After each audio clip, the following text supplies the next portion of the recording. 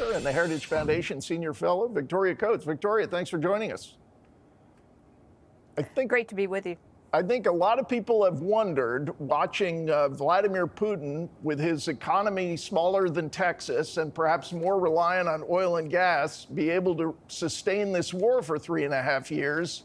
Is the answer that despite all the announcements of sanctions, none of them have really had any teeth and are Wright and Besant onto something? Is there an answer here where sanctions correctly applied could really destroy the Russian economy?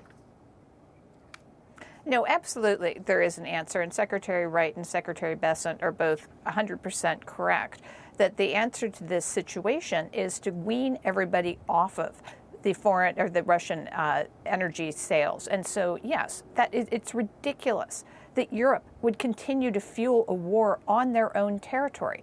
We should be working with India to supply them with the gas and the oil that they need. They're a huge growing economy. I understand that. That can come from the United States. And Secretary Wright just put out a statement that our oil production in the United States was the biggest it's ever been in June. So we can fill that void for Russia. There's no reason this should be going on. It's a self-perpetuating situation that was enabled by the Biden administration. It was. Joe Biden, whether he knew it or not, essentially banned the permitting of new export terminals, liquefied natural gas export terminals. Maybe he knew, maybe he didn't know. But our LNG exports are skyrocketing, hitting new record highs. They're up 20% from the same months last year.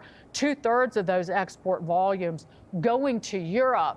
However, the time to strike, Victoria, was really right around when Vladimir Putin came to the table and wanted to meet in Alaska, because there was the second largest bank in Russia, VTB, the core lending operation was collapsing.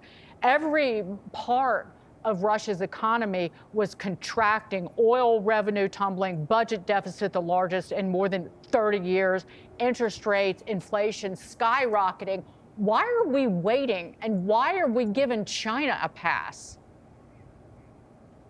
Well, Dagan, I think the situation here is the president wants to get to a diplomatic deal. This is a situation he inherited. We know Vladimir Putin wouldn't have invaded Ukraine under his watch because he didn't in the first Trump term. So this is something he's inherited. He's trying to manage. And so I think he wants to keep that leverage as long as he can. But remember what happened the week after Anchorage, the summit in Anchorage. We had the EU and the United States and the United Kingdom and President Zelensky all in the Oval Office. Think about the economic might that was represented there. This is what will ultimately, as Secretary Besant said, bring the Russian economy to heel. Now, the president doesn't want to do that. There are negative repercussions for the American people. We don't want to do that mindlessly.